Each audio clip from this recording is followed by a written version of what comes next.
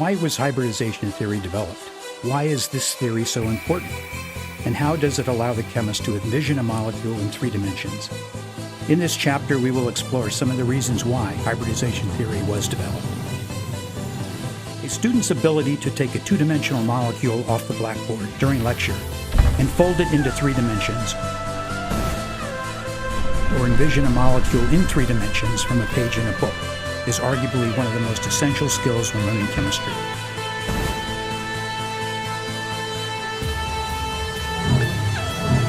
The chemistry student who has the ability to visualize molecules in 3 dimensions is rewarded with a better understanding of chemical properties, physical properties, and most importantly, the ability to predict chemical reactivity. Understanding how atoms within molecules are oriented in 3 dimensions requires an understanding of hybridization theory. From simple molecules such as ethanol to more complex molecules such as the highly toxic tetrodotoxin, the concepts of hybridization are the foundation to our understanding of molecular geometry.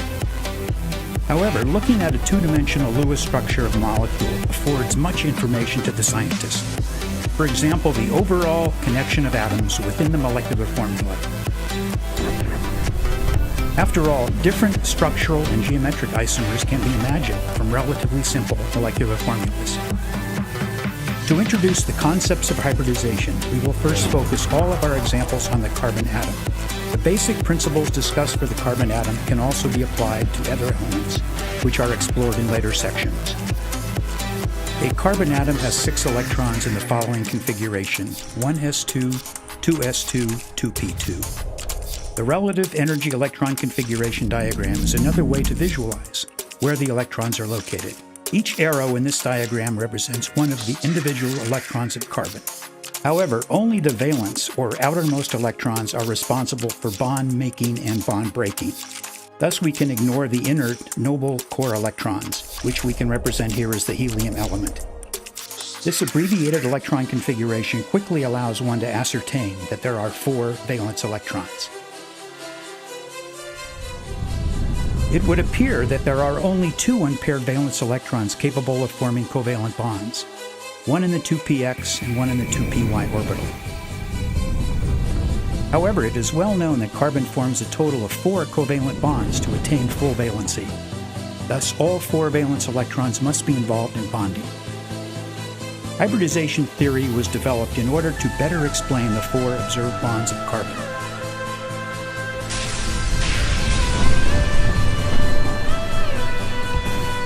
In addition, the hybrid model best explains overall molecular geometry of carbon. In other words, bond angles in 3 dimensions can be predicted.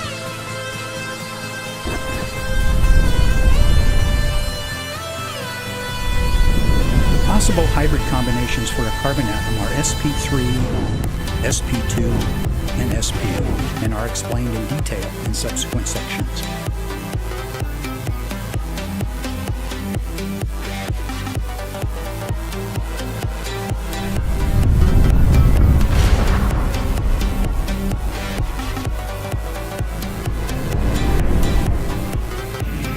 Let us first start by examining the shapes of the atomic orbitals for carbon. The 2s atomic orbital is a sphere, and the 3 2p atomic orbitals are shaped like dumbbells, oriented along the 3 axes, 2px, 2py, and 2pz. Think of these 4 atomic orbitals as 3-dimensional shapes, where you are most likely to find an electron 90% of the time. Notice that the electrons have access to both lobes for the 2p orbitals.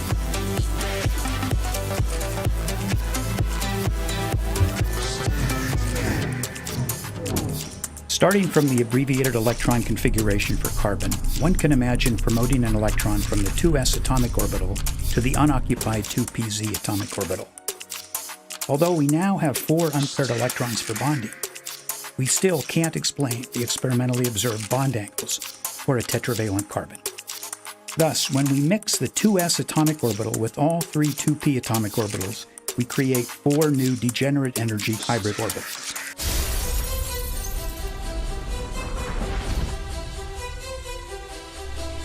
The shape of the new sp3 hybrid orbital is best characterized as 1 part s and 3 parts p. As with all orbitals, think of these hybrid orbitals as three-dimensional shapes, where you can find the electron 90% of the time. The hybridized carbon now possesses 4 unpaired valence electrons and is said to be an sp3 hybridized carbon. When we superimpose all 4 sp3 hybrid orbitals onto the carbon atom, it becomes quite cumbersome and confusing. Thus, we simply show how the electrons in the hybrid orbitals are oriented in 3 dimensions. The 4 new hybrid orbitals attempt to get as far apart from each other as possible, 109.5 degrees. Think of this as the orbitals attempting to minimize repulsions between them. Thus, they are oriented towards the corners of a tetrahedron with all angles at 109.5 degrees. Your instructor will often draw the sp3 hybridized carbon on the blackboard as shown. The 2 solid lines in this drawing are in the plane of the board. The wedge represents the electron coming out of the plane of the board, and the dashed line represents the electron going back behind the plane of the board.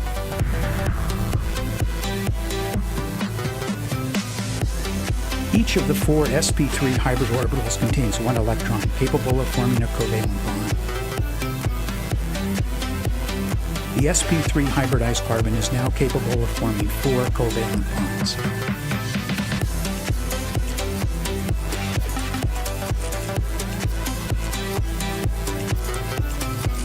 Here, X represents any atom with a valence electron capable of forming a covalent bond.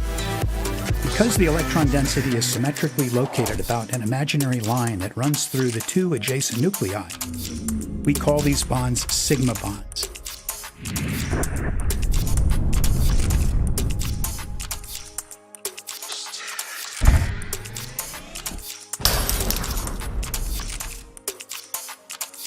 An example of a simple carbon compound with an sp3 hybridized carbon is methane, CH4. The ideal bond angles are all 109.5 degrees, due to all 4 equal in size hydrogen atoms attempting to get as far away from each other as possible.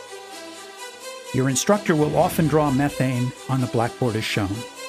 Again, the 2 solid lines in this drawing are in the plane of the board. The wedge represents one of the hydrogens coming out of the plane of the board, and the dashed line represents one of the hydrogens going back behind the plane of the board.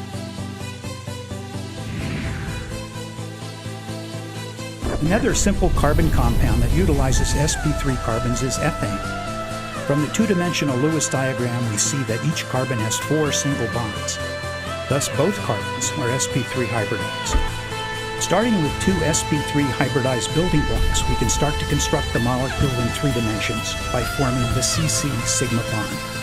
Next, the 6 hydrogen sigma bonds are formed, which affords the final 3-dimensional structure for ethane. The 2-dimensional Lewis diagram for ethane implies that all 4 bond angles are 90 degrees. However, employing the basic principles of hybridization theory, we see that the bond angles are all nearly 109.5 degrees. Now that the molecular geometry for ethane in 3 dimensions has been determined, we can begin to examine some of ethane's interesting physical properties. For example, free rotation may occur about the carbon-carbon single bond, which allows us to explore simple conformational analysis. Conformations are different arrangements of atoms due to these rotations. When we place the electron density around each hydrogen atom, we see that the hydrogen atoms from adjacent carbons do not touch.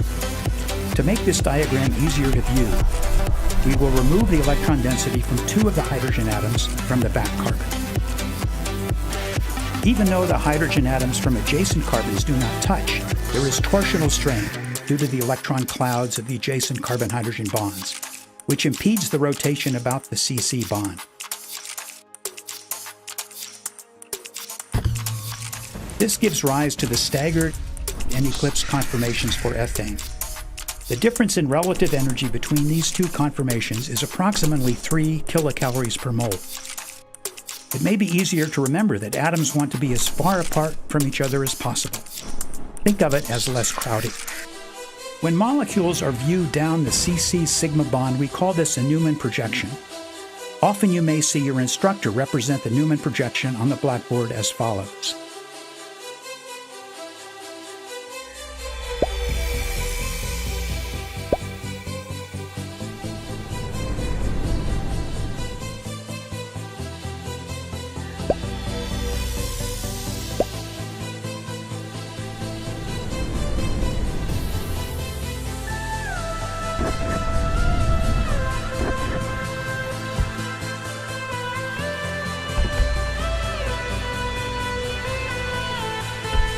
When we replace one of the hydrogen atoms with an atom that has a larger atomic radius than hydrogen, steric factors will arise, which will increase the barrier of rotation.